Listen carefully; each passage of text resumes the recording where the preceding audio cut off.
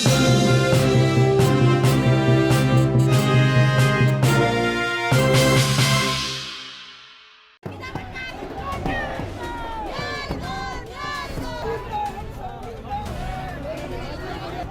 गांव के इतने सीधे सारे लोग होते हैं, हमें पता भी नहीं चलता।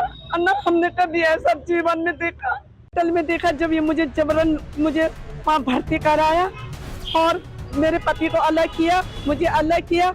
और शाम के अंधेरे में इन्होंने मेरे बेटे की जो अंत्येष्टि की है, मैं कभी नहीं भूल सकती। सरकार को मैं कभी नहीं भूल सकती। क्या आपको उत्तराखंड का बहुचर्चित अंकिता भंडारी हत्याकांड याद है, जिसने 2 साल पहले उत्तराखंड के राजनीतिक और सामाजिक जीवन में भूचाल ला दिया था। इस मामले में आरोपी जेल में बंद है, लेकिन ये पूरा प्रकरण एक बार फिर से सुर्खियों में आ गया है। सड़क पर फिर प्रदर्शन होने लगे हैं और सोशल मीडिया पर अंकिता भंडारी को न्याय दिलाने के लिए हैशटैग के साथ अब कैंपेन शुरू हो गया है। और सबसे खास बात, इस अंकिता केस में न्याय की लड़ाई लड़ रहे पत्रकार आशुतोष नेगी की गिरफ्तारी के बाद लोगों में उबाल आ गया और लोग सड़कों पर आ गए। जी हां, आज भी अंकिता भंडारी को न्याय दिलाने के लिए उनके माता पिता और परिजन गढ़वाल के श्रीनगर में धरने पर बैठे हैं।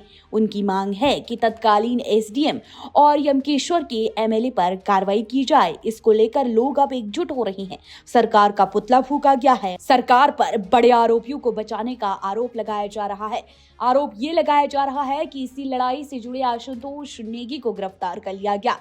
आशुतोष पेशे से पत्रकार हैं। पुलिस की कार्रवाई के बाद अंकिता को न्याय देने की ये मांग अब सोशल मीडिया पर गरमाने लगी है। पिछले 48 घंटे से ये मुद्दा देश भर में सुर्खियों में बन गया।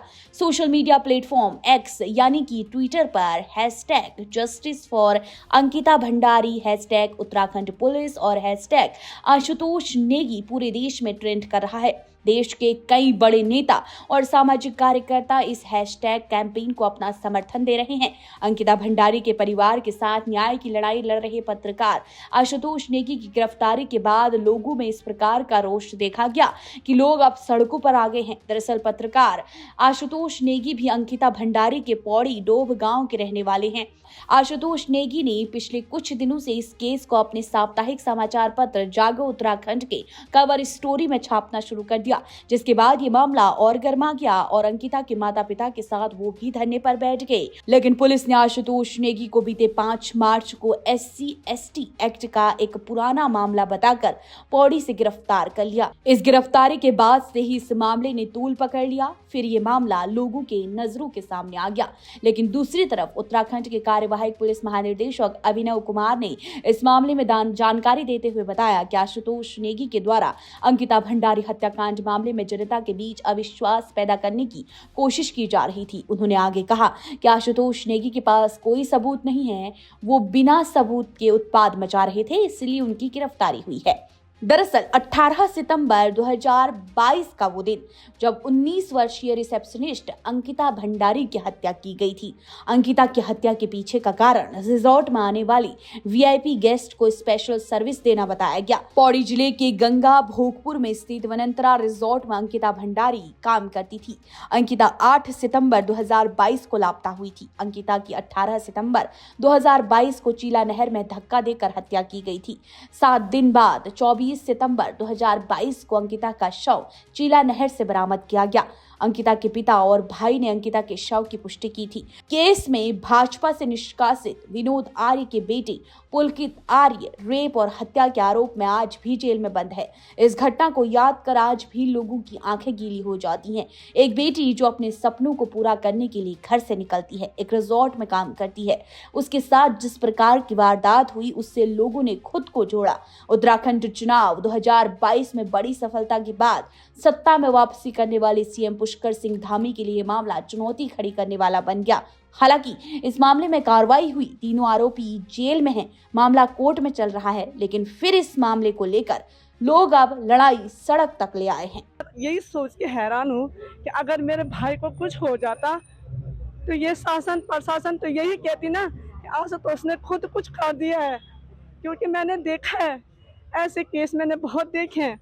और मैं कल से इतनी शासन प्रशासन की वजह से मैं कल से इतनी परेशान हूँ कि जो रवैया उन्होंने मेरे भाई के साथ किया, मैं सोच भी नहीं सकती। वही घटना, वैसी घटना उन्होंने मेरे साथ वहाँ की, जब मेरे बेटे को वहाँ लाया गया था। और मुझे पता भी नहीं था, क्योंकि हम, सच बोलती हूँ मैं, कि हम गांव के इतने सीधे साधे लोग होते हैं। शासन प्रशासन से ये पूछना चाहती हूँ कि उन्होंने मेरे साथ ऐसा क्यों किया मुझे, मेरे साथ ऐसा। उनको ये अधिकार किसने दिया कि मैंने अपने बेटे को पाला पोसा, और मेरी बेटी मेरी जो हालत देख के वहाँ गई थी कि मैं तुम्हारे लिए कुछ करूँगी, कि मेरी बेटी को जो उस विनोद आर्य के बड़े मंत्री ने मारा, और उसके बावजूद उन्होंने मुझे मेरी बेटी को नहीं दिखाया। वही हाल कल मैंने आशुतोष भाई के साथ भी देखा कि इनका क्या भरोसा कि हमें कब मार दे। मुझे अब बिल्कुल भी भरोसा नहीं रहा।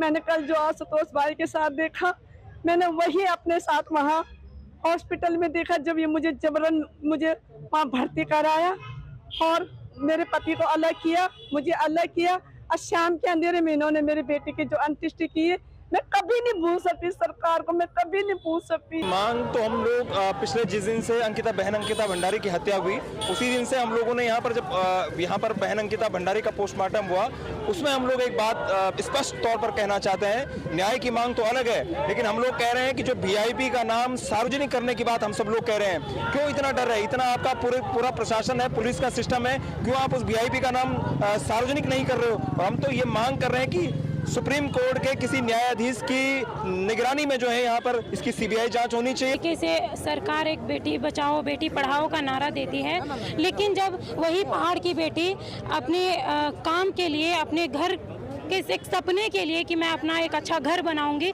इस तरीके का सपना देखकर जब वो लड़की काम के लिए घर से बाहर निकलती है, तो इस तरीके से मतलब कि भाजपा सरकार के नेता का ही बेटा उसके साथ इस तरीके की हरकत करता है, और ये सरकार उसको सजा तक नहीं देती है। यहाँ तक कि जब पूरा केस साफ है, पूरा मामला साफ है, तब भी सरकार जो गुनहगार हैं, जो आरोपी हैं, उनको एक उदाहरणमूलक सजा नहीं दे रही है। तो ये पूरी की पूरी एक डिक्टेटरशिप जो है वो हमारे देश में, हमारे उत्तराखंड में एक तरीके से लागू हो चुकी है।